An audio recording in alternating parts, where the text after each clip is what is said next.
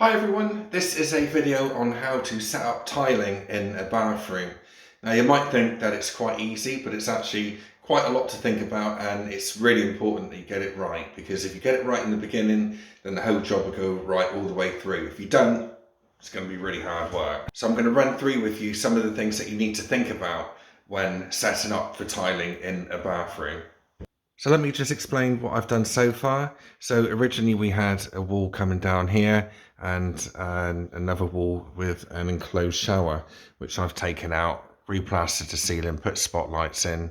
The points that we need to think about really is where the tiles are going to be cut and finished. So this is a little tip which I've got for you. Now what a lot of people do is they run the tiles off, or the first course of tiles off the bath, which is wrong.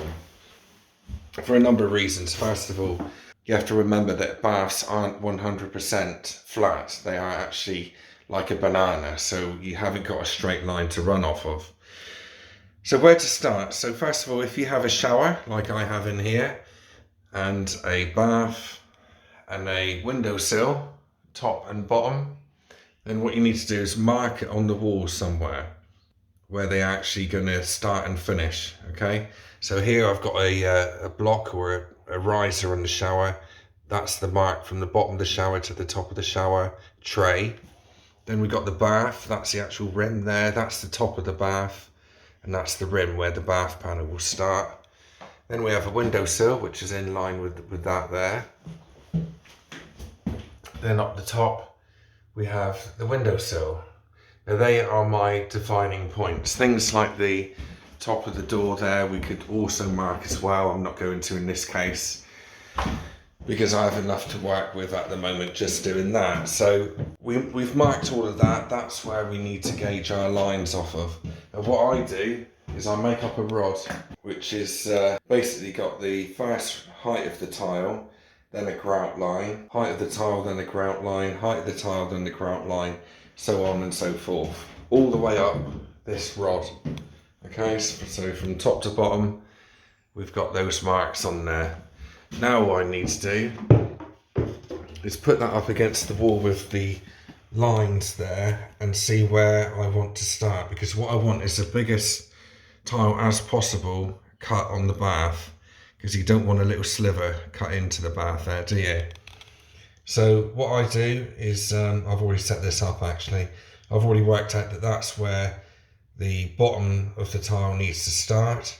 So I've got a cut piece to the floor, as you can see there, which is a decent size. That's probably about 4-inch tile there. And then going up here, we have the bath rim. And then I have another about 5 inches there, 5.5 inches to the bath panel cut. Then we have the windowsill. Actually, I'm going to have to drop this a little bit.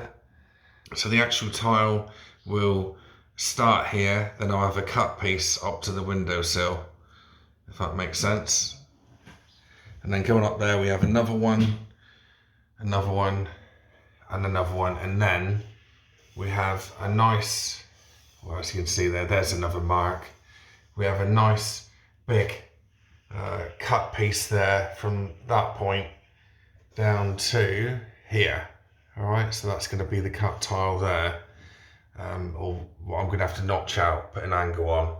Then at the top we have a decent sized tile of about 8 or 9 inches, I would say, to the top tile.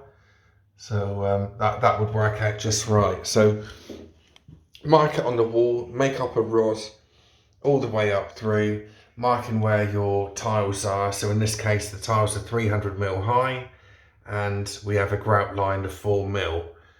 So make a rod all the way up, put the rod against the wall, and it's much, much easier. The other way of doing it is to mark it on the wall, like I have already, and then get a tile and just mark up the wall. But what you'll find then is that it's very hard to get right, because you'll put the marks on the wall, then you'll think, oh, that doesn't quite work, and then move it down a bit, and then move it up a bit, you know, and you end up with hundreds and hundreds of lines on the wall. Whereas if you use a rod like this, marked out all the way up, 300mm with the 4mm gaps, 4mm grout lines, 300, 300, 300, then it's much easier. And all you have to do is move this rod up and down to make the tiles work for you. And that's much easier then. So in this case, as you can see, I'm going to start about here, which gives me that decent height on the bath there for a cut tile of about 4.5, 5 inches there. So what I need to do now is put the batten around at that height, which is about 3.5 inches off the floor, around the bottom of the room, all the way around, and then I can work off of that and take it all the way up to the ceiling. So it's all done in one hit, and I know that I'm going to get some decent sized cuts in between the windowsill height there, top, bottom, decent size around the bath area there of 4 inches, and then another 4 or 5 inches on the bottom of the shower, which is going in here. Something that I wanted to mention as well is a laser level. I'm going to leave the laser level link in the description, okay, if you did want a decent laser level. They're only 20 or 30 pounds these days. This one here was 30 pounds. I've had it for two years now, and it's been absolutely superb. The advantage to a laser level is that you can set it up and it will pretty much put a line around the whole ring. I'm not sure if you can quite see that there. There you go, look. So that's the top of my battens there, and as you can see, I've put a little arrow and an S there for start. That's my start line. The good thing as well is that transferring a line like this with a normal level is quite difficult around obstacles like the toilet, whereas in this case the laser level has given me a line on the other side of the toilet, which I wouldn't get from a normal level. So superb for the money that you pay. It's a bit of a no-brainer. While I'm talking about laser levels, another thing I like to show you is this contraption here. So what you can get is a tripod for a laser level. The problem with that, you are restricted because the tripods normally only go up so high.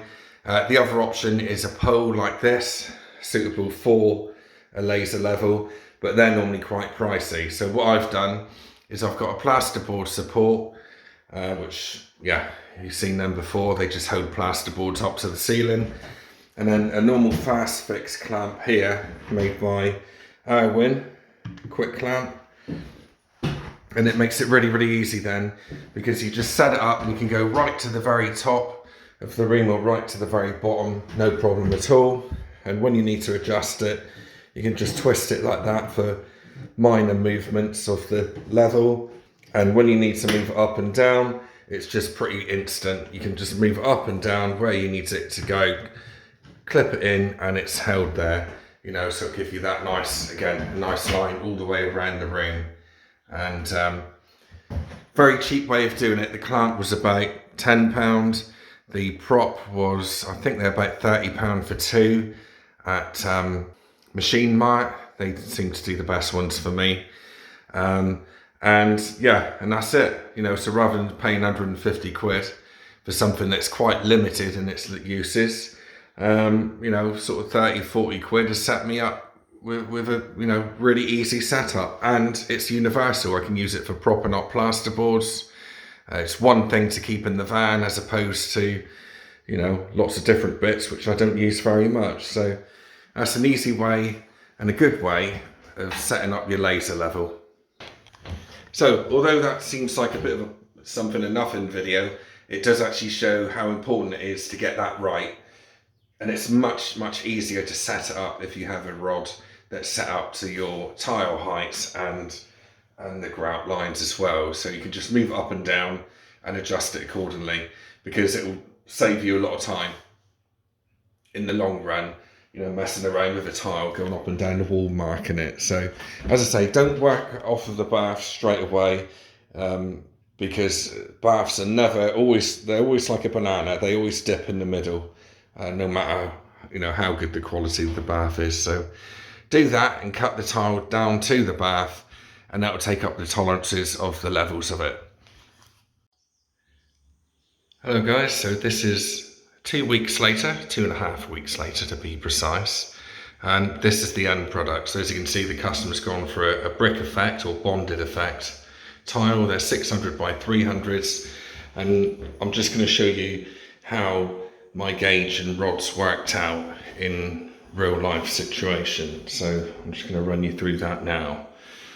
Nice tall radiator there. So let's put that there. So that's the bottom of the first tile on the right hand side stick, and that shows each gauge ish. There's one there, one there. Not totally accurate this, it doesn't, as I say, it doesn't need to be, but you see what I'm saying there? Okay, I've got one there. And we've got the windowsill line on the other side of the room, but from that bottom gauge there up to the top one shows me that I had plenty of room there, and then the big one at the top. So I'm hoping that that made sense to you. I know it seems a little bit mishmashy, but it will make sense once you draw out a rod. It's really important to get it right, because you don't want any small sliver cuts around the windowsill, and certainly the bath and the shower. It's really important to get that right. If you don't, you're going to get problems, and there's only so much you can silicone. So that's pretty much it. So I hope you enjoyed the video, and I hope that if you're taking on a tiling project like this, then it's going to be a massive help, certainly if you're tiling a whole room. Again, with floor tiles, just work out, just get a full tile somewhere and then work back down the line. That's what I'd advise. There's that there, bit of boxing for the pipe work there. And just make sure again that you haven't got a little tiny sliver at the doorway, because obviously that's a high traffic area there. So make sure that you get it spot on. Also, another thing you can do, actually, while I think of it, is what I've done with my tape measures. I've marked out 300 marks on here, look. If you're doing 600 by 300 tiles, there's your first 300 there, which go from there to there up. And then I've got the second one there, and then the grout line, but the green ones correlate to the 600 wide. So I've marked all of those along on my tape measure, and same going up as well. Gone up 300 plus a grout line, up 300 plus a grout line, up 300 plus a grout line. And again, if you're doing this all the time like I am, then those black marks come in really handy. 1, 2, what's the third course there, and then so on and so forth. And then the green ones correlate to the 600 wide bits plus the grout line. So again, that makes it a lot easier, and sometimes it means you don't have to knock up a rod. You can just put the tape measure up against the wall and see where each tile is going to land. Good stuff. So thanks very much for watching. If you've got any questions, then please ask away. I'm happy to help. And yeah, do like the video as well. It'd be very much appreciated. And it's a nice mirror, that, isn't it? Yeah, if you've got any questions, ask away. Again, with brick effect tiling, just make up a gauge and make sure you don't get any silly cuts in between, and just start off with your vertical line there, and then work your way across half tile, and then off you go again. So, but always make sure you've got a cut on the end. I think that's the secret there. Thanks for watching, guys. Like the video, and I'll see you on the next one. Cheers.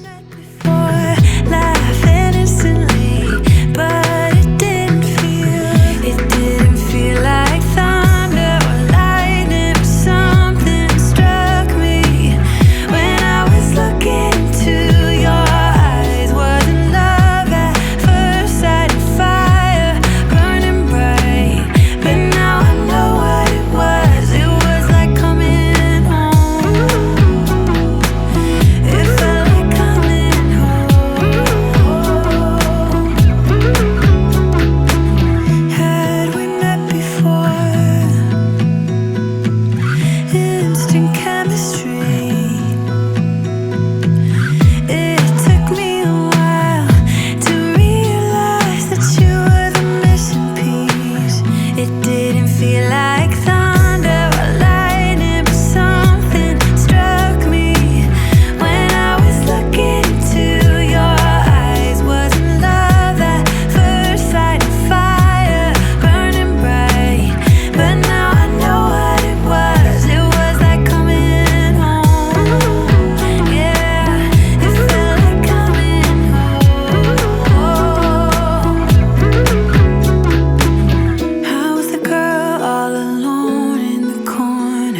Drinking by yourself on a Saturday night.